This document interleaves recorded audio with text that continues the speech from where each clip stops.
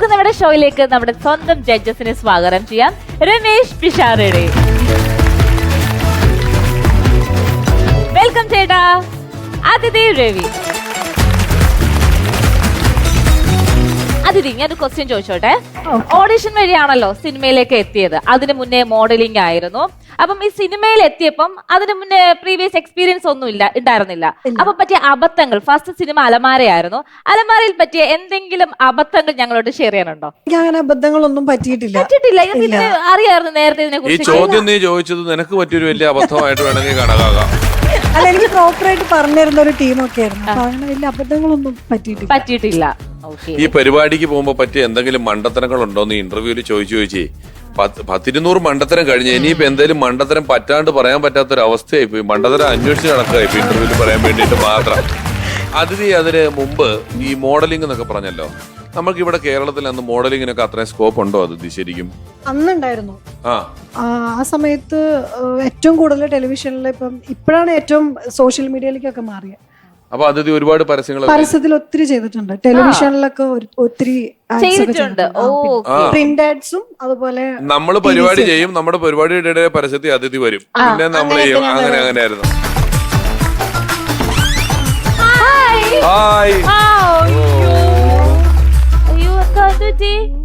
Baby ചായ ഒന്ന് പെട്ടെന്ന് വരും ഒന്ന്. അല്ലേ പിഷാരടി, എന്തോ ഞാൻ ഇതിന്റെ പ്രൊഡക്ഷൻ കൺട്രോളർ പറഞ്ഞിട്ടുണ്ടായിരുന്നു നമുക്ക് ഇന്നത്തെ ദിവസം അതിഥി വേണ്ടെന്ന്. അങ്ങനെ പറയല്ലേ, നമുക്ക് എല്ലാ എപ്പിസോഡിലും ഒരു ഗസ്റ്റ് വേണ്ടേ? നമ്മൾ അങ്ങനെ ഒരു ഗസ്റ്റിനെ വെച്ചിട്ടല്ലേ ഇതിന്റെ ഒരു ഫോർമാറ്റ് സെറ്റ് ചെയ്തേക്കുന്നത്. ഞാൻ സൂര്യ TV ആയിട്ട് കോൺട്രാക്ട് ഉള്ളത് എല്ലാ ദിവസവും ഒരു ഗസ്റ്റ് വരും എന്നുള്ളത്. അങ്ങനെ പറഞ്ഞാൽ പറ്റില്ല. ഇന്ന് എന്റെ സ്പെഷ്യൽ ഗസ്റ്റ് വരുന്ന ദിവസമാണ്. അയ്യോ, അത് ഞാൻ അറിഞ്ഞില്ലല്ലോ. നമുക്ക് അയാളെ അടുത്ത എപ്പിസോഡിലാക്കിയാ പോരെ? അങ്ങനെ പറ്റൂല. എടാ ബേബി, നീ എന്നാ പണിയായി കാണിക്കണേ? ഇവിടെ ഒരു അതിഥി ഇരിക്കണു. ആ പെണ്ണാണെങ്കിൽ 2 അതിഥികളെ വിളിക്കാൻ പോണു. അത് മാത്രമല്ല, പുറത്താണെങ്കിൽ ഗവൺമെന്റിന്റെ അതിഥികള്. നീ വിളിക്കുന്ന അതിഥി ഇവിടെ അതിഥികളുടെ സംസ്ഥാന സമ്മേളനോ? അമ്മച്ചി, ഇത് അങ്ങനത്തെ അതിഥിയൊന്നും അല്ല. പിന്നെ എന്റെ വളരെ അടുത്ത ഫ്രണ്ടും ദുബായിലെ ഷെയ്ഖിന്റെ മേലുദ്യോഗസ്ഥനുമായിട്ടുള്ള ഉസ്മാൻ ഉണ്ണി. ദുബായി പോയി ഏത് മണൽത്തറിയോട് പോലും ചോദിച്ചാലും ഉസ്മാൻ ഉണ്ണിയുടെ പേര് പറയും. എന്താ, അവന് മണൽ കടത്താണോ ജോലി? അത് മാത്രമല്ല, അതെ, ഇവിടുന്ന് ഇപ്പൊ ദുബായിക്ക് ഒരു വിസ എടുത്ത് അവിടെ ചെന്ന് മണൽത്തരികളോട് ചോദിക്കാനുള്ള ഗ്യാപ്പ് ഒന്നും നമുക്കില്ല. സിമ്പിൾ ആയിട്ട് പറയാമോ ആരാ വരാൻ പോകുന്നത്? അയ്യോ, ഇത് സിമ്പിൾ ആയിട്ട് പറയാൻ പറ്റില്ല. പുള്ളി നമ്മൾ ഉദ്ദേശിക്കണ പുള്ളി വലിയ ആളാ. പുള്ളിക്ക് ഇച്ചിരി സെറ്റപ്പ് ഒക്കെ ഉണ്ട്. പുള്ളി അങ്ങനെ നമുക്ക് സിമ്പിൾ ആയിട്ട് വിളിക്കാൻ പറ്റില്ല. പിഷാരടി അവിടെ നിന്ന് മാറി കൊടുത്തിട്ട് പുള്ളിനെ ഇരുത്തണം. അങ്ങനെ എന്തെങ്കിലും ചെയ്തില്ലെങ്കിൽ പുള്ളി വരില്ല. ആള് വരട്ടെ, എന്നിട്ട് നമുക്ക് എവിടെയെങ്കിലും ഇരുത്താം. ആളങ്ങനെ വന്നാളൊന്നുമല്ല. ആളെ നമ്മൾ പ്രൊഫൈലിൽ കാണിക്കണം. പ്രൊഫൈൽ ഇട്ടാലേ വരുള്ളൂ. പുള്ളി ഇപ്പൊ ശരിക്കും പറഞ്ഞാല് എയർപോർട്ടിലാണെങ്കിൽ TV-യിൽ പുള്ളിയുടെ പ്രൊഫൈൽ ഇട്ടാലേ പുള്ളി ഫ്ലൈറ്റിൽ നിന്ന് വരെ ഇറങ്ങുള്ളൂ. അപ്പൊ വീഡിയോ കോളിൽ പ്രൊഫൈൽ വരട്ടെ.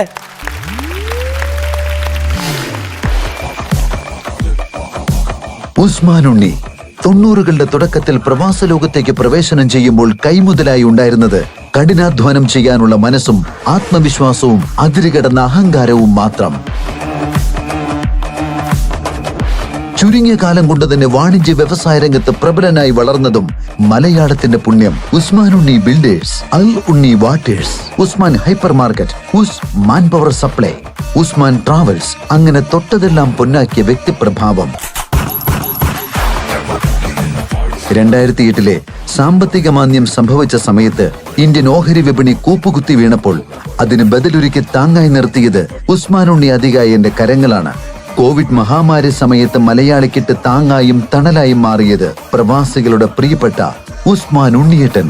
ഭരണസിരാകേന്ദ്രങ്ങളിൽ ചാലകശക്തിയായി നിൽക്കുമ്പോഴും വിനയം കൂടപ്പിറപ്പാണെന്ന് പറയുന്ന പ്രവാസ ലോകത്തെ കിരീടമില്ലാത്ത രാജാവ് ഉസ്മാൻ ഉണ്ണി.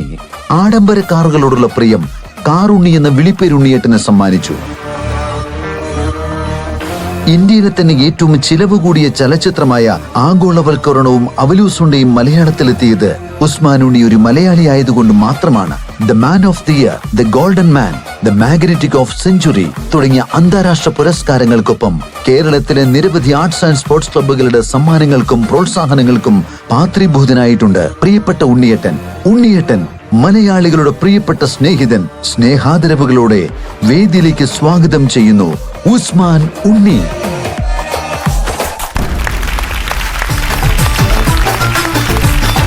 अरे बेबी भैया कैसा बेबी भैया बेबी भैया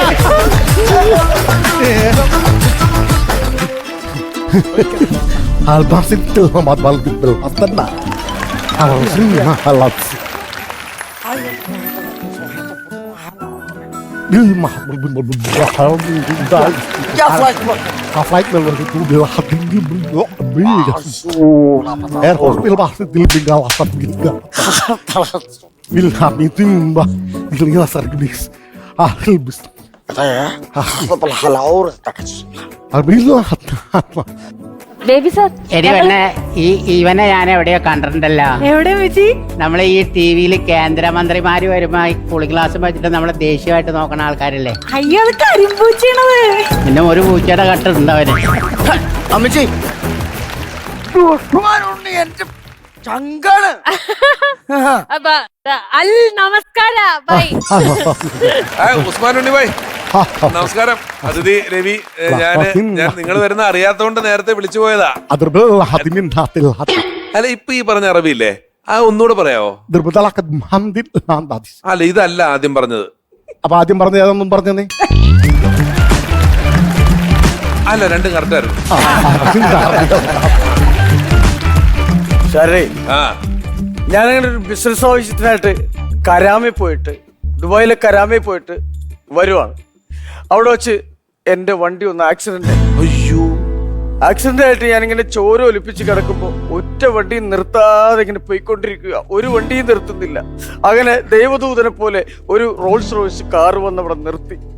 അതിൽ നിന്നും ദൈവത്തെ പോലെ ഒരാൾ വന്ന് എന്നെ പൊക്കിയെടുത്ത് ഈ വണ്ടിയിലിട്ട് ഹോസ്പിറ്റലിൽ കൊണ്ടുപോയി എനിക്ക് രക്തം തന്നു. ആ രക്തം ഈ സിരകളിൽ ഓടുന്നുണ്ട്. അത്രയൊക്കെ സഹായം ചെയ്തു തന്ന് എന്റെ ജീവൻ രക്ഷപ്പെടുത്തിയ ആള് ആരാണ് അയാൾ? എന്റെ ഉസ്മാൻ, എന്റെ ബേബി ചായ. പിന്നെ എന്തൊക്കെയുണ്ടാ ദുബായിലെ വിശേഷങ്ങൾ? നീ ഇല്ലാത്ത ദുബായ് എനിക്ക് എന്ത് ദുബായ് എന്റെ ബേബി ചായ.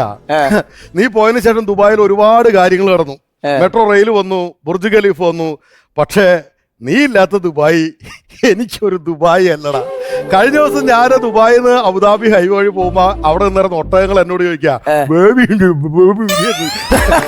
അത്രയ്ക്ക് നീ എന്റെ ഉള്ളിൽ കേറി പറ്റിപ്പോയില്ലേ? ഒട്ടകങ്ങളെ ചീത്ത വിളിച്ചതായിരിക്കുള്ളൂ. ഭാര്യ ഗർഭിണിയാണെന്ന് അറിഞ്ഞിട്ടാണ് എന്റെ ഈ ഒരു വരവ്. ഞാൻ സന്തോഷം, നല്ലൊരു കുഞ്ഞു പറക്കട്ടെ. അപ്പോ മാനേജരല്ലേ, പെട്ടി എടുക്കൂ. പെട്ടി പെട്ടി പെട്ടി ഇത് അമ്മച്ചിക്കുള്ളതല്ല. അപ്പോ ഈ പെട്ടിയും പെട്ടിയിലുള്ള എല്ലാ സാധനങ്ങളും ആയിരിക്കും കുട്ടിക്കുള്ളതാണ്. ഞാൻ ഒരു കൗതുകം കൊണ്ട് ചോദിക്കാണ്, പിറക്കാനിരിക്കുന്ന കുട്ടിക്ക് മുൻകൂട്ടി വല്ല പേരുകൾ നിശ്ചയിച്ചിട്ടുണ്ടോ? ഇല്ല, പേരിട്ടിട്ടില്ല. അതായത് എന്റെ കുട്ടിക്ക് പേരിടാനുള്ള ഒരു അവകാശം ഞാൻ കൊടുത്തേക്കുന്നത് ഓഡിയൻസിനാണ്. അവര് നല്ല പേര് സജസ്റ്റ് ചെയ്താൽ അവർക്ക് ഗംഭീരമായിട്ടുള്ള ഒരു സമ്മാനം ഞാൻ കൊടുക്കും. അല്ല, ഇത് പ്രൈസ് കൊടുക്കുന്ന വിദേശത്തേക്ക് പോയി വരാനുള്ള ഒരു ഫ്ലൈറ്റ് ടിക്കറ്റ് ആണോ? അതൊന്നുമല്ല. ബൈക്കാണോ? അല്ല. അപ്പൊ പിന്നെ കാറാണോ? കാറൊന്നും അല്ല. സ്വർണ്ണാണോ? അല്ല, അങ്ങനെയുള്ള ഒന്നും അല്ല. ഞാൻ തരാൻ പോകുന്ന സമ്മാനം സൺഫീസ്റ്റ് വൗച്ചേഴ്സ്. ഓരോ ബൈറ്റിലും വാവ്. അപ്പോ നമുക്കൊന്ന് ഇരിക്കണ്ടേ?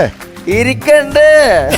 ഇവിടെ ഇരിക്കണ്ട, മേളിൽ പോയി ഇരിക്കാം. ഇവിടെ ഈ പരിപാടിയൊക്കെ റെസ്റ്റ് എടുക്കുക. യാത്ര കഴിഞ്ഞ് വന്നാൽ ഭയങ്കര സൂപ്പറായിട്ട്. പിന്നെ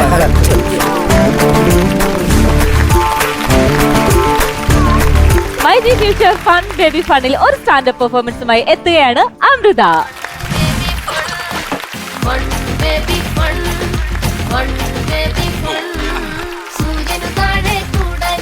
രമേശ് ചേട്ടാ, എന്റെ പേരുള്ളൊരു നല്ലൊരു കുഞ്ഞു ഭാവിയാണ് വന്നിരിക്കുന്നത്. അമൃത എന്നെ പോലെ തന്നെയാന്ന് തോന്നുന്നു, പാവമാണെന്ന് തോന്നുന്നു. അമൃതേ, എന്തോ നീ എന്തിനാ വിളിക്കട്ടെ? അമൃതയെ സ്നേഹത്തോടെ വിളിച്ചപ്പോ ഇത്ര സ്നേഹത്തോടെ ഞാൻ നിന്നെ വിളിക്കുവോ? അമൃത കുഞ്ഞേ, ഞാൻ അമൃത വരും സ്റ്റാൻഡപ്പ് കോമഡിക്ക് പറഞ്ഞപ്പോഴേ ഞാനൊരു വലിയ ആളെ പ്രതീക്ഷിച്ചിരിക്കുമ്പോ ഒരു കുഞ്ഞു വാവ വന്നേക്കുന്നത് അടിപൊളിയാണല്ലോ, സൂപ്പറാണല്ലോ. ആ അമൃത കുട്ടി എവിടുന്നാ വരുന്നേ? കോട്ടയം കറുകച്ചാൽ. കറുകച്ചാലിലുള്ള ഒരു വലിയ മിമിക്രിക്കാരന്റെ പേര് പറയാവോ? അറിയോ? ആ കറുകച്ചാൽ അറിയാമോ? കോട്ടയം നസീർ. Correct answer. ക്യാറ്റിന്റെ സ്പെല്ലിംഗ് എന്താ? യെസ്. അടുത്തത് ആ നീ ചോദിക്കേ, എന്തെങ്കിലും ഒരു സ്പെല്ലിംഗ്. സ്പെല്ലിംഗ് ആണ്, ആ ഇംഗ്ലീഷിന്റെ സ്പെല്ലിംഗ് ആണ്. ENGLISH. എത്രല്ല അമൃത കുട്ടി പഠിക്കുന്നേ? 5ല്. എത്ര? 5ല്. 5ാം ക്ലാസ്സില്. അടിപൊളി. ഞാനൊരു പ്രഡിക്ഷൻ നടത്തി തരട്ടെ. അമൃതയ്ക്ക് ഇപ്പോൾ 10 വയസ്സായി. കറക്റ്റ് അല്ലേ? അതെല്ലാവർക്കും അറിയാം. അതെങ്ങനെ അറിയാൻ പറ്റും? അതെങ്ങനെ എല്ലാവർക്കും അറിയുന്നേ? അതെങ്ങനെ എല്ലാവർക്കും അറിയുന്നേ? 5ലാവുമ്പോ എല്ലാവർക്കും 10 വയസ്സാ. അമൃതയ്ക്ക് വലുതാവുമ്പോ ആരാവാനാണ് ആഗ്രഹം? ആക്ടർ. ആക്ടർ ആവാനാണോ ആഗ്രഹം? എന്നാ ഒരു സീൻ തന്നെ ഇപ്പൊ അഭിനയിക്കുവോ? ഇപ്പൊ ഒരു സീൻ തരാം. ഇത് മോളുടെ അമ്മയാണ്. അപ്പൊ മോൾക്ക് ഇന്ന് പരീക്ഷയ്ക്കകത്ത് മുഴുവൻ മാർക്ക് കുറഞ്ഞു പോയി. ടീച്ചർ പറഞ്ഞു അമ്മേനെ വിളിച്ചോണ്ട് വരാൻ പറഞ്ഞു. അപ്പൊ അമ്മയാണെങ്കിൽ മാർക്ക് കുറഞ്ഞു എന്ന് പറഞ്ഞാൽ ഭയങ്കരമായിട്ട് അടിക്കും. അതുകൊണ്ട് അമ്മയെ വന്ന് സോപ്പ് ഇട്ടിട്ട് നാളെ സ്കൂളിൽ വരണമെന്ന് പറയണം അമ്മയോട്. കേട്ടോ? ഒന്ന് അഭിനയിച്ച് നോക്കട്ടെ. അമ്മേ, എന്റെ സ്കൂളിൽ ഒന്ന് വരാവോ? എന്തിന്? ചുമ്മാ ഒരു രസം. പിള്ളേർക്ക് എന്റെ അമ്മ അറിയത്തില്ല. അത് കുഴപ്പമില്ല, ഞാൻ പിന്നീട് ഒരു ദിവസം വന്നോളാം. നീ തൽക്കാലം സ്കൂളിൽ പോകാൻ നോക്ക്. വേണ്ട, നാളെ തന്നെ വരണം. അത് നാളെ തന്നെ നിനക്ക് ഇത്ര നിർബന്ധം വരണോന്ന്? പ്ലീസ് അമ്മേ, കാര്യം പറയടി. പ്ലീസ് വാ. എന്തോ കാര്യമുണ്ട്, മര്യാദക്ക് പറഞ്ഞ അമ്മു. എന്താ പ്രശ്നം? ഒരു പ്രശ്നവും ഇല്ല. പ്രോഗ്രസ് കാർഡ് കിട്ടാറായോ? ഇല്ല. പിന്നെന്താ? വാ. നീ സ്കൂളിൽ എന്തെങ്കിലും പ്രശ്നം ഉണ്ടാക്കിയോ? ഇല്ലെന്ന്. മൊത്തത്തിൽ കടത്തലുണ്ടല്ലോ. ഇല്ലമ്മേ. അമ്മു, നീ മര്യാദക്ക് കാര്യം പറഞ്ഞോ. അമ്മ വാ. ഉറപ്പാണോ? ആ ശരി. ഭയങ്കര. ജീവിതത്തിൽ ആദ്യമായിട്ട് എന്നെ ഒരാൾ അമ്മേ എന്ന് വിളിക്കുന്നത്. സൂപ്പറായി, സൂപ്പറായി കേട്ടോ. Thank you. അടിപൊളിയായി. അമൃത കുട്ടി എന്തോ നല്ല സുന്ദരിയായിട്ടുണ്ട്. Thank you. നല്ല ഡ്രസ്. ആരെടുത്ത് തന്നതാണ്? അമ്മ.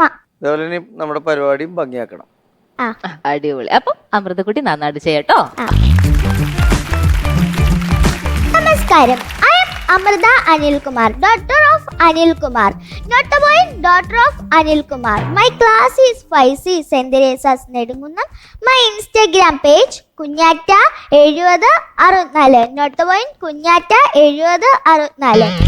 ഇതോടുകൂടി ഇംഗ്ലീഷ് നിർത്തി. ഇത് തന്നെ പഠിച്ചത് 3 ആഴ്ച കൊണ്ടാണ്. ഇതെങ്കിലും പറഞ്ഞില്ലെങ്കിൽ മൈ ഹോമീസ് കടുകുവറ തന്നെ. ഞാനിവിടെ എത്താൻ കാരണം കുട്ടികൾക്ക് പൊതുവെ വിലയില്ല എന്നുള്ളൊരു പ്രതികാരദാഗ്യായിട്ടാണ്. കുട്ടികൾ നിലയിൽ കയറി വന്നപ്പോഴേ പടക്കം കൈയ്യിൽ തരാമായിരുന്നു. ഇന്നലെ ആന്റിമാരൊക്കെ വന്നപ്പം ഇവിടെ കൈയടിച്ച് ചോര വന്ന അങ്കിൾമാരെയൊക്കെ ഞാൻ നോട്ട് ചെയ്തിട്ടുണ്ട്. അവരൊക്കെ ഇപ്പൊ എവിടെയാണോ ആവും. ഒരു ദിവസം സ്കൂളിൽ പരീക്ഷ ഇട്ടു. ചില സാങ്കേതിക കാരണങ്ങളാൽ എനിക്ക് 0 ആണ്. ഞങ്ങളുടെ നാട്ടിൽ അതിന് മുട്ടയെന്നും പറയും. ആ മുട്ട മേടിച്ചോണ്ട് ഞാൻ വീട്ടിൽ വന്നപ്പോ അമ്മ അറിയുക മുട്ട മേടിച്ചോണ്ട് കയറി വന്നിരിക്കുന്നു പൊട്ടി. ഇനി എന്നെ പറയാനൊന്നുമില്ല. അന്ന് രാത്രി അപ്പ ജോലിയും കഴിഞ്ഞ് വന്നപ്പം അപ്പ മുട്ട മേടിച്ചോണ്ട് വന്നില്ലെന്ന് പറഞ്ഞ് അപ്പായെ നല്ല വഴക്ക്. നിങ്ങളെന്താ മുട്ട മേടിച്ചോണ്ട് വരാഞ്ഞേ? കൊച്ചിന് നാളെ സ്കൂളിൽ കൊടുത്തു വിടാനുള്ള വേറെ കറിയില്ല, അതാ ഇതാന്നൊക്കെ പറഞ്ഞ്. അവിടെയും നമ്മുടെ മുട്ടയ്ക്ക് യാതൊരു വിലയുമില്ല. ഒരു ദിവസം ടീച്ചർ ക്ലാസ്സിൽ പരീക്ഷ ഇട്ടു. ടീച്ചർ പറഞ്ഞു എയറോപ്ലെയിന്റെ സ്പെല്ലിംഗ് എഴുതിക്കൊണ്ടേലാൻ. ഞാൻ അതൊക്കെ ആദ്യം തന്നെ എഴുതിക്കൊണ്ടിരുന്നു. അപ്പൊ ടീച്ചർ എന്റെ തോളത്തൊക്കെ തട്ടി അപ്രിഷ്യേറ്റ് ഒക്കെ ചെയ്ത് നല്ല കുട്ടിയാന്നൊക്കെ പറഞ്ഞു. എന്നിട്ട് ടീച്ചർ പറഞ്ഞു പേരന്റിന്റെ ഒപ്പിട്ടോണ്ടല്ലേ. ഞാൻ എന്റെ അപ്പാടെ ഒപ്പിട്ടോണ്ടിരുന്നു. ടീച്ചർ കള്ളത്തരം കാണിക്കുന്നോടി എന്ന് പറഞ്ഞ് എന്റെ ചെവി പിടിച്ച് നല്ല കിഴുക്ക്. എന്റെ ടീച്ചർ തന്നെയല്ലേ പറഞ്ഞത് അറിയാന്ന് ആദ്യം ചെയ്യുന്നവരാ നല്ല പിള്ളേരെന്ന്. എനിക്ക് എന്റെ അപ്പാടെ ഒപ്പം അറിയാലോ, അതല്ലേ ഞാൻ ആദ്യം ചെയ്തത്. എന്റെ അപ്പ കുട്ടികളെ മാത്രമല്ല പറ്റിക്കുന്നത്, മുതിർന്നവരെയും പറ്റിക്കും. ഞങ്ങളുടെ വീടിൻ്റെ അടുത്തുള്ള ഒരു ചേട്ടൻ ദിവസവും 100 ബിരിയാണി വിൽക്കുന്ന ഒരു ചേട്ടനായിരുന്നു. എൻ്റെ അപ്പാടെ അടുക്ക പറഞ്ഞു ഫ്രഷ് കക്ക ബിരിയാണി വിൽക്കപ്പെടുന്ന ഒരു ബോർഡ് എഴുതി വെക്കാൻ. എൻ്റെ അപ്പ എഴുതി വന്നപ്പോൾ എന്താ ഫ്രഷ് കാക്ക ബിരിയാണി വിൽക്കപ്പെടുന്ന ഒരു ബോർഡ്. ഏതേലും കടയിൽ കാക്ക ബിരിയാണി ഞാൻ ആരേലും വരുമോ? ഇതുപോലുള്ള മണ്ടത്തരങ്ങൾ എൻ്റെ അപ്പ വേറെയും കുറെ ചെയ്യാറുണ്ട്. ഇതോടുകൂടി അച്ഛൻ്റെ കടയും പൂട്ടി കച്ചവടവും പൂട്ടി. ഇപ്പൊ ജോലിയില്ല, വേലയില്ല, വീട്ടില് വെറുതെ ഇരിപ്പായി. അപ്പായേക്കാളും മണ്ടന്മാരാണ് അപ്പാടെ കൂട്ടുകാരന്മാര്. അപ്പായ്ക്ക് ഒരു കൂട്ടുകാരനുണ്ട്, കേക്ക് അരുൺ. ആ അങ്കിള് 10ാം ക്ലാസ് വെച്ചിട്ട് കേക്ക് മോഷ്ടിച്ചോണ്ടാണ് ആ അങ്കിളിനെ കേക്ക് അരുൺ എന്ന് വിളിക്കുന്നത്. ആ അങ്കിളിന്റെ പേര് അരുൺ എന്നാണ്. അങ്കിൾ ഏത് സിനിമ കണ്ടിട്ട് വന്നാലും ഒരാഴ്ച ആ സിനിമയുടെ കട്ട ഫാനായിരിക്കും. ഒരു ദിവസം അങ്കിള് കമ്മിറ്റിപ്പാട് സിനിമ കാണാൻ പോയി. അങ്കിളിന് അതിൽ ഏറ്റവും ഇഷ്ടപ്പെട്ട അതിലെ വില്ലനെയാണ്. അങ്കിള് ഞങ്ങളുടെ അവിടുത്തെ ജംഗ്ഷനിൽ വന്നിട്ട് പറയാ ഞങ്ങളൊക്കെ തെരുവട്ടികളാടാൻ ഞങ്ങൾക്ക് ഓണറില്ലെന്ന് പറഞ്ഞ് തീരുന്നതിന് മുമ്പേ വട്ടിപിടുത്തക്കാരും വന്ന് പൊക്കി എടുത്തോണ്ട് പോകണം. വേറൊരു ദിവസം അങ്കിൾ മിന്നൽമുള്ളി കാണാൻ പോയി. അങ്കിളിന് അതിൽ ഏറ്റവും ഇഷ്ടപ്പെട്ടതെന്ന് പറഞ്ഞാൽ അതിലെ വില്ലനെയാണ്. അങ്കിള് വീട്ടിലോട്ട് വരുമ്പോൾ അങ്കിളിൻ്റെ അച്ഛൻ ഷോക്ക് അടിച്ചിരിക്കുന്നതാണ് അങ്കിള് കണ്ടത്. ഉടനെ അങ്കിള് മിന്നൽമുള്ളി വില്ലന്റെ ഡയലോഗ്, നാട്ടുകാരെ ഓടി വരണേ എൻ്റെ അച്ഛനെ കരണ്ടടിച്ച്, നാട്ടുകാരെ ഓടി വരണേ എൻ്റെ അച്ഛനെ ഷോക്ക് അടിച്ച്. ആ അങ്കിൾ അല്ലാതെ ഒരു മനുഷ്യരും അത് കേട്ടില്ല. ഇന്നലെ ആ അങ്കിളിൻ്റെ അച്ഛൻ്റെ അടിയന്തരമായിരുന്നു. കുറ്റമൊന്നും പറയില്ലല്ലോ രമേശ് അങ്കിളെ, നല്ല പായസമായിരുന്നു. ഒരു ദിവസം ടീച്ചർ ഞങ്ങളുടെ അടുത്ത് പറഞ്ഞു എല്ലാവരും അടുത്ത ആഴ്ച വരുമ്പോൾ ഒരു ഡസ്റ്റർ വാങ്ങിച്ചോണ്ട് വരാൻ. ഞാൻ വീട്ടിൽ പോയിട്ട് അപ്പ അടുത്ത് പറഞ്ഞു അപ്പ അടുത്ത ആഴ്ച സ്കൂളിൽ കൊണ്ടുപോയി ഒരു ഡസ്റ്റർ വേണമെന്ന്. അപ്പ എങ്ങോട്ടും ബാങ്കിൽ പോയി 10 ലക്ഷം രൂപ ലോൺ എടുത്ത് ഒരു ഡസ്റ്റർ കാർ വാങ്ങിച്ചുകൊണ്ട് വന്നു. ടീച്ചർ പറഞ്ഞ ബോർഡ് തൂക്കും ഡസ്റ്റർ, അപ്പ വാങ്ങിച്ചുകൊണ്ട് വന്നത് ഡസ്റ്റർ കാറ്. പിന്നെ എൻ്റെ അപ്പ മണ്ടനായതുകൊണ്ട് എനിക്കിപ്പോൾ ഈ വേദി ഡസ്റ്റർ കാറിൽ വരാൻ പറ്റും. പിന്നെ ഞാൻ ആദ്യമേ പറഞ്ഞല്ലോ എൻ്റെ അപ്പ ഒരു മണ്ടനാന്ന്. Thank U.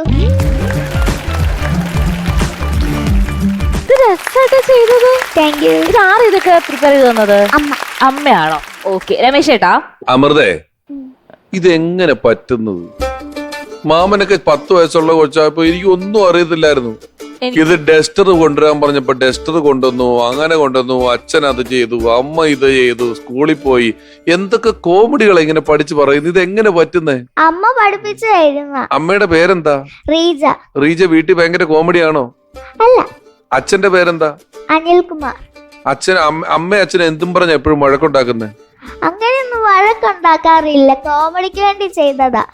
അമ്മയ്ക്ക് ചെറിയ ദേഷ്യമൊക്കെ വരണ മുഴുവനും സ്ക്രിപ്റ്റ് തീർത്തിട്ടുണ്ട്. കഥയിൽ മുഴുവനും അച്ഛൻ മണ്ടനാ. ഇതിങ്ങനെ ഒരു ലൈൻ പോലും മറക്കാണ്ട് എങ്ങനെ കാണാതെ പഠിക്കാൻ പറ്റുന്നു? അത് പഠിക്കിങ്ങനെ ഇരുന്ന് പഠിക്കണം. അത് പരീക്ഷയ്ക്കൊക്കെ പഠിക്കും. പാട്ട് പോലെയാണ്. അതുപോലെ അങ്ങ് പറഞ്ഞു. മോക്ക് കഴിക്കാൻ ഏറ്റവും ഇഷ്ടമുള്ളത് എന്താ? കഴിക്കാൻ കേക്ക് ഇഷ്ടാ. ആ, പിന്നെ എനിക്ക് കേക്കിന്റെ കടയുണ്ട്. അവിടെ ചെന്ന് എന്റെ അമ്മ പറഞ്ഞായിരുന്നു, എനിക്കറിയാം. അപ്പൊ അവിടെ ചെന്ന് ഫ്രീ ആയിട്ട് കേക്ക് മേടിച്ചു എന്റെ പേര് പറഞ്ഞിട്ട്. വളരെ നന്നായിരുന്നു കേട്ടോ. Thank U. നല്ലതായിരുന്നു, നല്ല രസമായിട്ട് പറഞ്ഞതൊക്കെ, നല്ല ഭംഗിയുണ്ട് കാണാൻ, നല്ല ക്യൂട്ടായിട്ടിരിക്കുന്നു. അമ്മയാണോ അതൊക്കെ സെലക്ട് ചെയ്തേ? എല്ലാം അമ്മയാണോ പറഞ്ഞുതരാ? ആണോ? ഇതിപ്പോ എത്ര ദിവസം കൊണ്ട് പഠിച്ചേ? ഇതിപ്പോ ഞാൻ നേരത്തെ പഠിച്ചു വെച്ചതുണ്ടായിരുന്നു കുറച്ചൊക്കെ. ആണല്ലേ? ഓക്കെ. എല്ലാം നല്ല രസമായിട്ട് അവതരിപ്പിച്ചു, അടിപൊളിയായിട്ടുണ്ട് കേട്ടോ. Thank U. ഓക്കെ, അപ്പൊ അമൃതക്കുട്ടി നമുക്ക് വീണ്ടും കാണാം കേട്ടോ. Thank you. Thank you. ഡിബേറ്റായ പുള്ളിനെ നമ്മൾ നന്നായിട്ട് ടേക്ക് കെയർ ചെയ്യണം കേട്ടോ. പുള്ളിയുടെ ഫുൾ റെസ്പോൺസിബിലിറ്റി അല്ലേ നമ്മള് നോക്കണം. എന്തൊക്കെ പറഞ്ഞാലും പുള്ളി വന്നപ്പോ തന്നെ വിസ തരുമോ എന്ന് ചോദിച്ചു കുറെ പേര് വന്നിട്ടുണ്ട്. ഉസ്മാൻ സാർ അല്ലേ? എത്ര പേരാന്നറിയോ പുറത്ത് വന്നത് അടിച്ചുകൂടി നിൽക്കണം. ഉസ്മാൻ സാർ ഭയങ്കര ആളാ. ഞാൻ ഗൾഫിൽ പരിപാടിക്ക് പോയപ്പോ കണ്ടിട്ടുണ്ട്. സോറി നിങ്ങൾ സീരിയസ് ആയിട്ട് സംസാരിച്ചോണ്ടിരിക്കുകയല്ലേ? ഞങ്ങളെ ഒരു സ്റ്റാൻഡപ്പ് കഴിഞ്ഞു ഇങ്ങനെ വെറുതെ കാര്യം നീ പറയടാ. നന്നായിട്ട് റെസ്റ്റ് ഓക്കെ പിഷാരടി, ഞാനിപ്പോ അതിഥി എന്ന് പറഞ്ഞപ്പോ ഞാൻ പെട്ടെന്ന് മൊബൈലെടുത്ത് യൂട്യൂബിലൊക്കെ നോക്കി എന്താ ഭയങ്കര ഫേമസ് ആണല്ലോ. ഒരു കാര്യം എനിക്ക് ഹെട്ടബിൾ ടച്ച് ആയിട്ടുള്ള ഒരു കാര്യം പറഞ്ഞുതരാം. എത്ര വലിയ അമ്പര ചുംബിരകളായ കൊട്ടാരങ്ങളൊക്കെ ഉണ്ടായ ബിൽഡിംഗ് ചുംബരിയല്ല ചുംബി ചുംബി. അല്ല, ഞാൻ ഗൾഫിലായതുകൊണ്ട് എനിക്ക് മലയാളം അത്ര ഇച്ചിരി പ്രശ്നമുണ്ട്. പക്ഷെ ജനിച്ച നാട് എപ്പോഴും നമുക്കതൊരു സംഭവം തന്നെയാണ്. മാത്രമല്ല നല്ല കഴിവുള്ള സ്റ്റാൻഡപ്പ് കലാകാരന്മാരുണ്ടെങ്കിൽ നമുക്ക് അവർക്ക് കൊണ്ടുപോവുകയും ചെയ്യാട്ടോ. ഇഷ്ടം പോലെ ആൾക്കാരുണ്ട്. ഓ, ചക്രവാണി സാറേ, ചക്രവാണി സാറേ, ഒരു വിസ ഇസ്മയിൽ സാറിന്റെ അടുത്ത് എനിക്കൊന്ന് റെഡി ആക്കി തന്നാ ഞാനൊന്ന് ഗൾഫിൽ പോകില്ല സാറേ. സാറ് ഞാനൊന്ന് പച്ച പിടിച്ചോട്ടെ എന്ന്. അടിയണ്ണ നീ ഇപ്പൊ തന്നെ പച്ചയാണല്ലോ, ഇങ്ങനെ പച്ച പിടിക്കണേ. എന്റെ അമ്മച്ചി ഞാനൊന്ന് പോയിക്കോട്ടെ. സാറേ, സാറ് വിചാരിച്ച പറ്റും. ഞാൻ വിചാരിച്ച പറ്റും. എനിക്ക് ദുബായ് ഒന്നും താല്പര്യമില്ല. നാട്ടിൽ വല്ല ജോലിക്കാണെങ്കിൽ ഞാൻ സഹായിച്ചേനെ. വേണമെങ്കിൽ വല്ല സഹായം വേണമെങ്കിൽ നേരിട്ട് ഒന്നുമില്ല. എന്താ അമ്മച്ചി ഈ പ്രായത്തിലും ഭയങ്കര എനർജറ്റിക് ആണല്ലോ. പിന്നെ എന്തുവാ സാറ് ഒരുപാട് അയ്യോ എന്നെ സാറേന്നൊന്നും വിളിക്കരുത്, എനിക്കത് ഇഷ്ടമല്ല.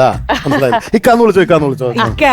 എനിക്ക് ഒരുപാട് പേരങ്ങ് ഗൾഫിൽ കയറ്റിക്കൊണ്ട് ഒരുപാട് നല്ല നല്ല നില എത്തിച്ചിട്ടുണ്ടല്ലോ. എന്നെ ഒന്ന് ഒരു വിസ നൽകി ഒന്ന് നിങ്ങളെ രക്ഷപ്പെടുത്തി തരുമോ? അയ്യോ സോറി, എനിക്ക് 3-4 ഹോസ്പിറ്റലുകളൊക്കെ ഉണ്ട്. പക്ഷെ ഇപ്പൊ നിലവില് ഉപയോഗിച്ചാൽ അവിടെ നഴ്സസിന്റെ ഒരു ലീവ് എനിക്കൊരു ബാർ ഹോട്ടലുണ്ട്. അവിടെ ഒരു ഗായിക വേണമെന്ന് പറഞ്ഞിട്ട് മാനേജർ പറയും. അവർ പോയി കല്യാണം പോയി. അതിഥി എന്തിനാ കരയണ? അല്ല, അത് അവര് അങ്ങനെ വെറുതെ നിന്നിങ്ങനെ വെറുതെ ഈ മരം പോലെ നിന്ന് പാടിയിട്ടില്ല. ഡാൻസ് ബാറിലൊക്കെ പോകണം, ശരിക്കും ഡാൻസ് കളിച്ച് പാടണം. അങ്ങനത്തെ ഒരു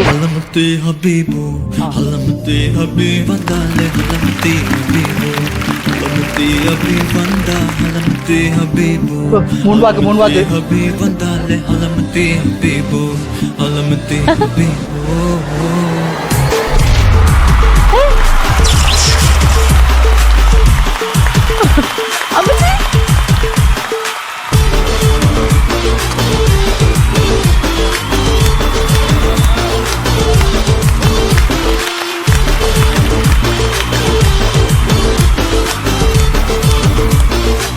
ഈ തള്ള കയറി കളിക്കും.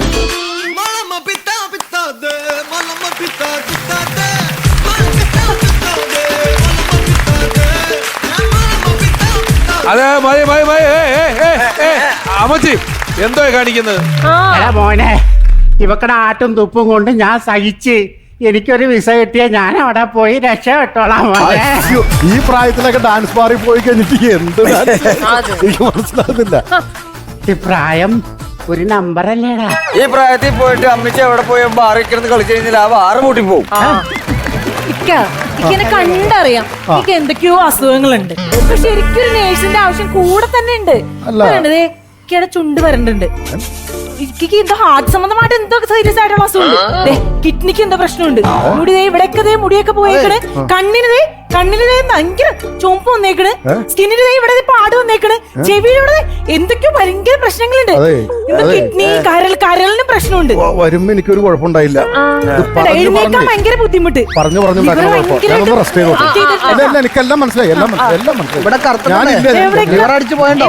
BP ഒന്ന് നോക്കിക്കോ എന്തായാലും. ഞാൻ പോയി ഒന്ന് ചെക്ക് ചെയ്ത് നോക്കട്ടെ. ചെക്ക് ചെയ്തോ. പൂജാഹന്റെ കളിക്കുമ്പോ ആഹാ, ഞാൻ കളിക്കുമ്പോ നിനക്ക് ഓഹോ. എന്റെ അമ്മച്ചി മലമ പിത്താത്തെ കളിച്ച് പിത്തളകി അമ്മച്ചിക്ക് എന്തെങ്കിലും പറ്റിയ എന്റെ ബേബിച്ചിന് പിന്നെ ആരുണ്ട്?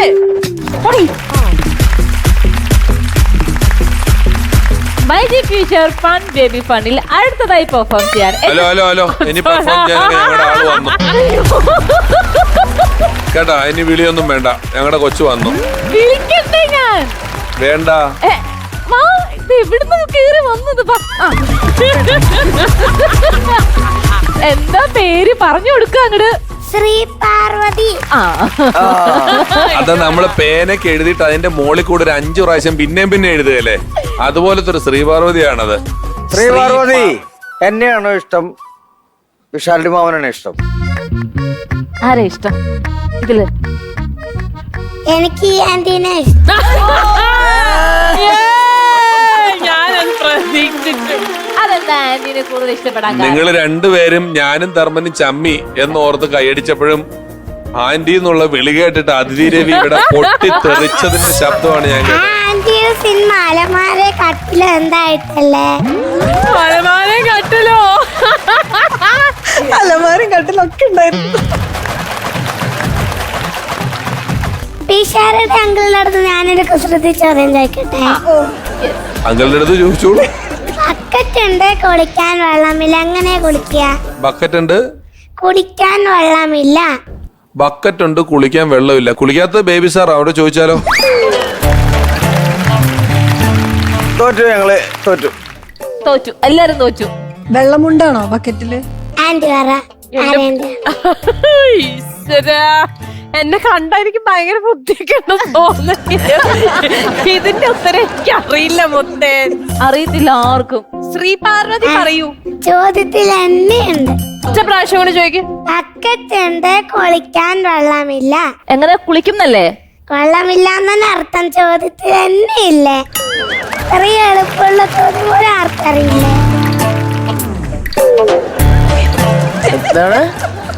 വെള്ളമില്ല, വെള്ളമില്ല, അതുകൊണ്ട് കുളിക്കാൻ പറ്റൂല. അതാണോ ഉത്തരം?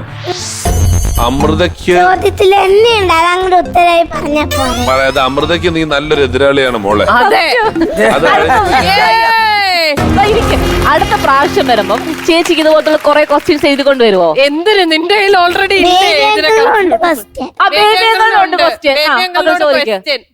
കടങ്കഥയാണ്. ആനക്ക് നിൽക്കാൻ തണലുണ്ട്, കുരുമുളക് പൊതിയാൻ ഇലയില്ല. ആനയ്ക്ക് നിൽക്കാൻ തണലുണ്ട്, കുരുമുളക് പൊതിയാൻ ഇലയില്ല. പുളിമരം. പുളിമരം അല്ല. പുളി. പുളിയില. പുളിയില. പുളിമരത്തിന്റെ കീഴെ ആനയ്ക്ക് നിൽക്കാം, പക്ഷെ പുളിയുടെ ഇലയിൽ നമുക്കൊരു കുരുമുളക് പോലും പൊതിയാൻ പറ്റത്തില്ലല്ലോ.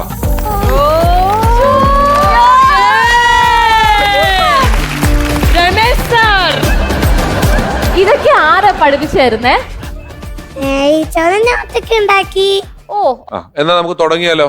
തുടങ്ങല്ലേ? ഓക്കെ. അപ്പൊ all the best. Thank you. Hi, ഞാൻ പാർക്കുട്ടി. പിന്നില്ല അങ്കിളെ, എന്റെ അച്ഛൻ ഞാൻ പഠിക്കുമ്പോ ഒക്കെ എന്റെ അടുത്ത് ഒന്ന് പറയും, പാർ നന്നേ പഠിക്ക്. എനിക്കൊക്കെ 90 മാർക്ക് ആയിട്ടിരിക്കണ. നിനക്ക് അവന്മാര് കിട്ടണമെങ്കിൽ നീ നന്നായി പഠിച്ചോ.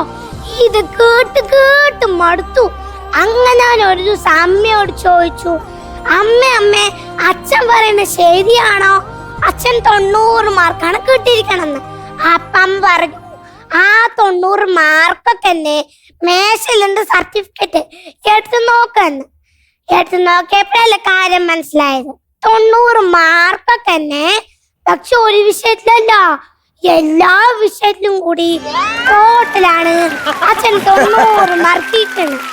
എന്താ പിന്നെ പറയാ അങ്കിളെ? പിന്നെ അങ്കിളെ, ഞങ്ങൾ ഇങ്ങോട്ട് ബസ്സിലായിരുന്നു വന്നത്.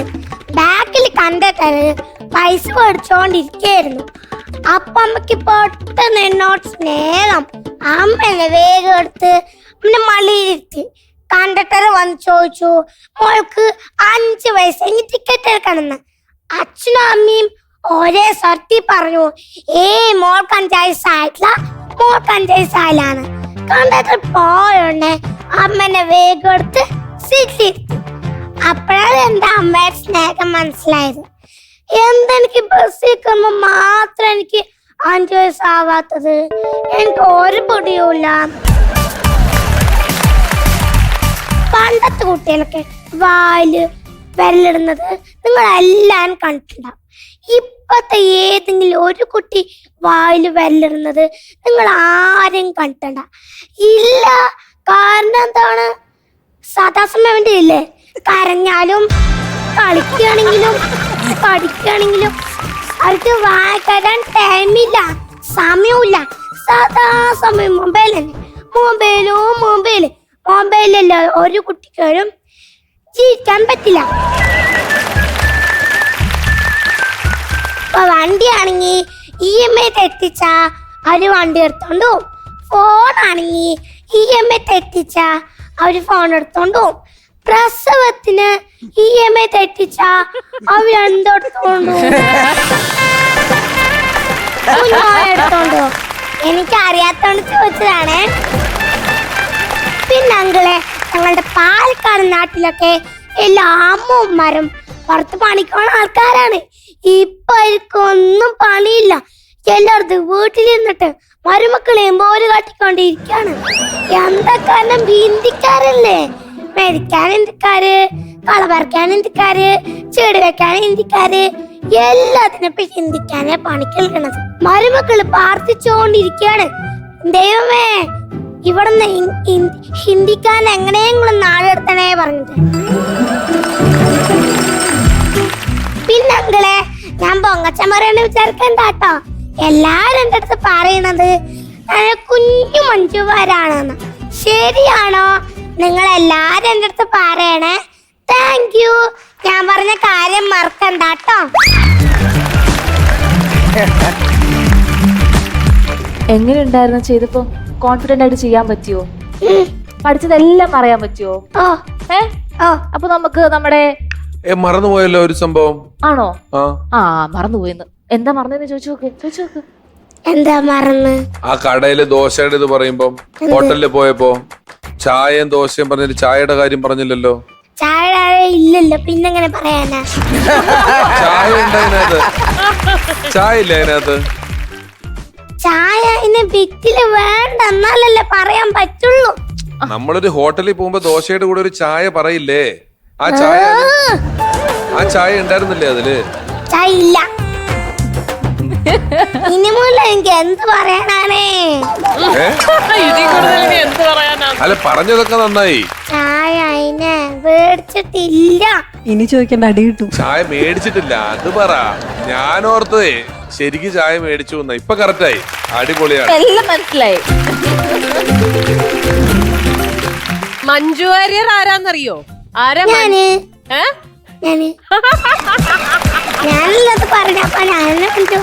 ആണോ? അത് പറഞ്ഞോണ്ടാ ഞാൻ ചോദിച്ചേ. കൊച്ചു മഞ്ജു വാര്യർ പറഞ്ഞോണ്ടാ ചോദിച്ചേ മഞ്ജു വാര്യരെ അറിയോന്ന്. കണ്ടിട്ടുണ്ടോ മഞ്ജു വാര്യറിനെ? ഇല്ല. ഇല്ലേ? അപ്പൊ പിന്നെ ഞങ്ങൾ എങ്ങനെ പറയും ഇത് കൊച്ചു മഞ്ജു വാര്യർ ആണോ അല്ലയോന്ന്? മുഖം കണ്ട് അങ്ങനെ തോന്നുന്നുണ്ടോ? മോളുടെ മുഖം കണ്ടാൽ മഞ്ജു വാര്യരെ പോലെ തോന്നുന്നുണ്ട്. എല്ലാം ഒരു ആക്ഷൻ സോങ്ങിന്റെ മൂഡായിരുന്നു. അപ്പുറത്തൊരാള് കേൾക്കുന്നു, കേൾക്കുന്നു, എല്ലാത്തിനും ആക്ഷൻ ഉണ്ടായിരുന്നു. ആന്റി ഹാപ്പി ആയോ? ഹാപ്പിയായി. ആന്റിയുടെ കുഞ്ഞുവാവ ഭയങ്കര ഹാപ്പിയായി. ആന്റിയുടെ ബേബി അങ്കിളോ? ഞാൻ വളരെ വളരെ വളരെ ഹാപ്പിയാണ്. ഹലോ. ദുബായിലെ കാര്യങ്ങൾ ദുബായിലുള്ള ആളുകൾ ശ്രദ്ധിക്കുക. ഞാൻ അല്പം ഈ കേരളത്തിന്റെ ഗന്ധമൊന്ന് ആസ്വദിക്കട്ടെ. ഈ തിരക്ക് പിടിച്ച ബിസിനസ്സിനിടയിൽ ഞാൻ വല്ലപ്പോഴും ലീവിന് വരുമ്പോ ഇല്ല കുഴപ്പമില്ല. ശരി പിന്നെ വിളിക്കൂട്ടോ. ഓക്കെ.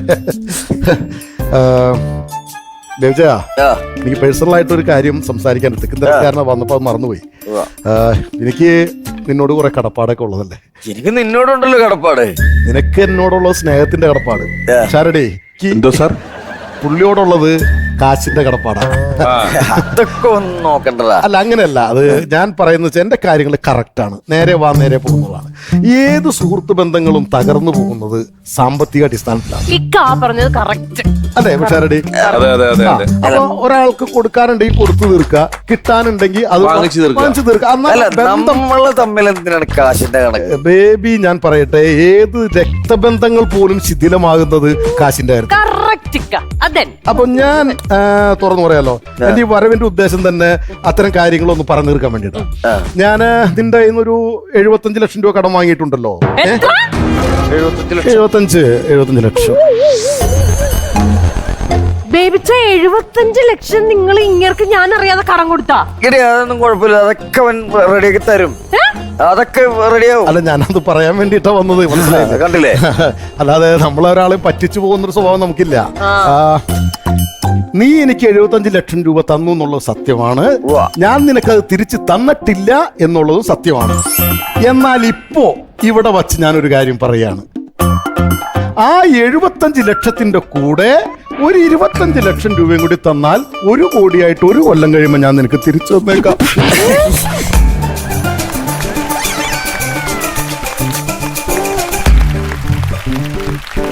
ഈടാ ഈ 25 ലക്ഷത്തിന് വേണ്ടി നീ ഫ്ലൈറ്റ് കയറി ഇവിടത്തോളം വരേണ്ട കാര്യമുണ്ടോ? എന്നെ ഒന്ന് വിളിച്ചാ പോരായിരുന്നോ? ഞാൻ അറേഞ്ച് ചെയ്ത് തരില്ലായിരുന്നോ? ഫ്ലൈറ്റിലാ ഞാനാ ദുബായില് ബിസിനസ് പൊട്ടിട്ട് കടവും കടത്തിന്റെ കൂടായിട്ട് പോലീസ് എന്നെ അറസ്റ്റ് ചെയ്യാൻ വന്നപ്പോ മണലാരണ്യത്തിലൂടെ 150 കിലോമീറ്റർ ഒട്ടകത്തിന്റെ മറ പിടിച്ച് നടന്ന് ഞാൻ ഇറാഖിലെത്തി. ആ ഇറാഖിൽ നിന്ന് നേരെ നടന്ന് അഫ്ഗാനിസ്ഥാനിലെത്തി. അഫ്ഗാനിസ്ഥാനിൽ നേരെ പാകിസ്ഥാനിലെത്തി. പാകിസ്ഥാനിൽ നിന്ന് നൂണ്ട് കയറി ഞാൻ ജമ്മു കാശ്മീരിലെത്തി. ജമ്മു കാശ്മീരിൽ നിന്ന് ഒരു ട്രെയിൻ കയറി. ആ ട്രെയിൻ എന്ന് അഹമ്മദാബാദ് എത്തി കഴിഞ്ഞപ്പോൾ ടിക്കറ്റില്ലെന്ന് പറഞ്ഞ് TTR ഇറക്കി വിട്ട് അവിടെ നിന്ന് ഒരു ഹരിയാന രജിസ്ട്രേഷനിലെ ലോറിയിൽ വിഴിഞ്ഞത്തേക്ക് പോകുന്ന ലോഡിന്റെ മുകളിൽ കിടന്ന് പച്ചവെള്ളം കുടിക്കാതെ 18 ദിവസം കഴിഞ്ഞിട്ടാണ് ഞാൻ ഇവിടെ എത്തിയത്.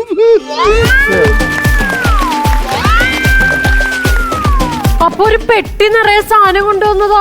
അതൊക്കെ കണ്ടു ഡ്യൂട്ടി പ്രൈസ് അടിച്ചു പറ്റിയത്.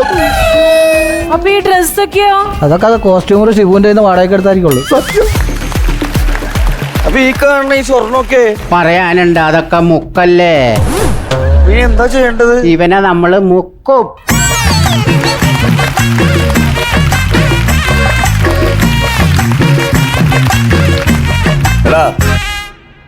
75 ലക്ഷം രൂപ ഞാൻ നിന്നെ സഹായിച്ചതല്ലേ? അതെ. ഞാൻ വഴിയിൽ വീണ് കിടന്നപ്പോ നീ എന്നെ രക്ഷപ്പെടുത്തിയതല്ലേ? സത്യം. നീ എനിക്ക് ചോര തന്നതല്ലേ? അതെ. അതുകൊണ്ട് പറയുക, ഇറങ്ങി പോടാ.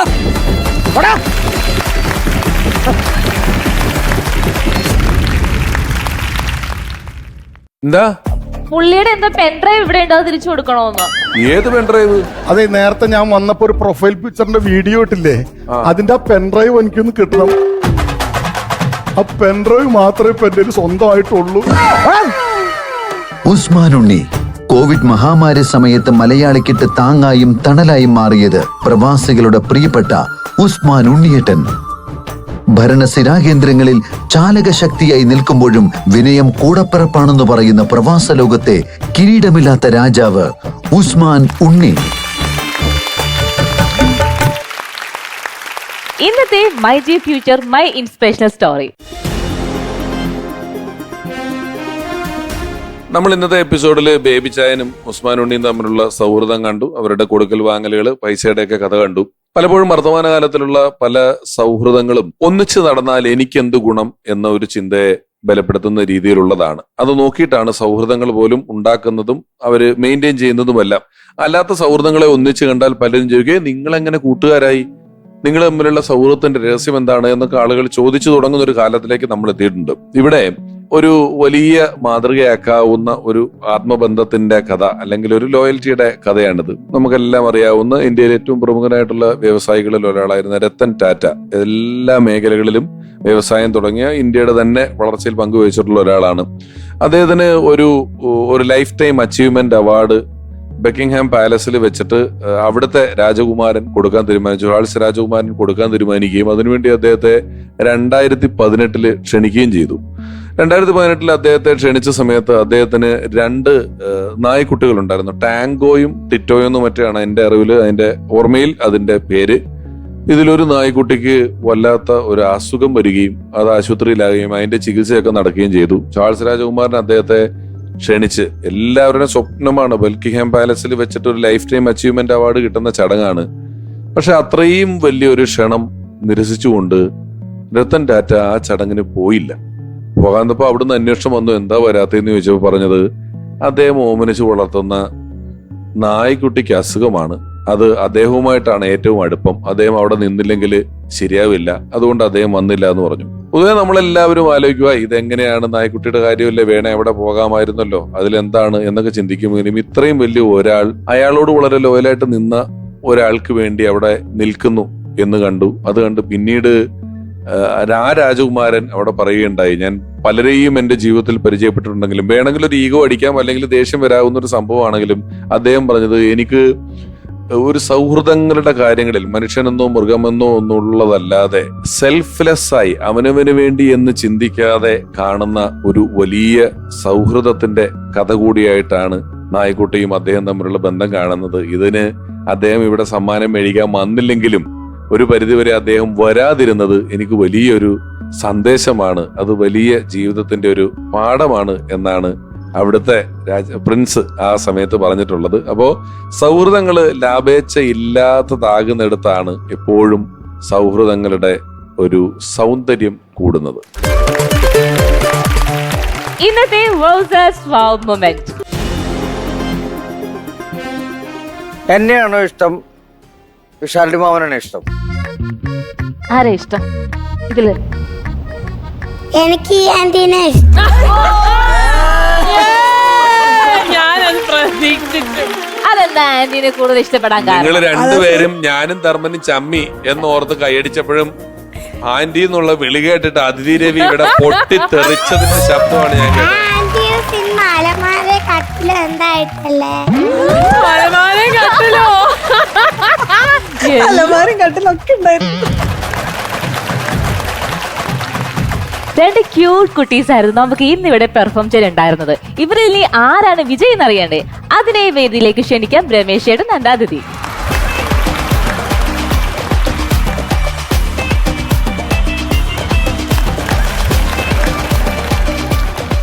നമ്മുടെ രണ്ട് ക്യൂട്ട് കുട്ടീസിനെ കൂടി വേദിയിലേക്ക് വിളിക്കാം. ശ്രീ പാർവതി ആൻഡ് അമൃത.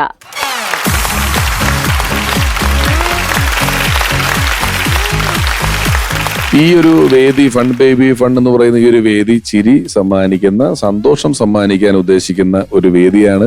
പ്രത്യേകിച്ച് ഈ വളർന്നു തുടങ്ങിയ ഈ രണ്ട് കുരുന്നുകളുടെ പ്രകടനങ്ങൾ തട്ടിച്ചു നോക്കിയപ്പോ ഇന്നത്തെ എപ്പിസോഡിലെ ബെസ്റ്റ് പെർഫോമർ ആയി തെരഞ്ഞെടുത്തിരിക്കുന്നത്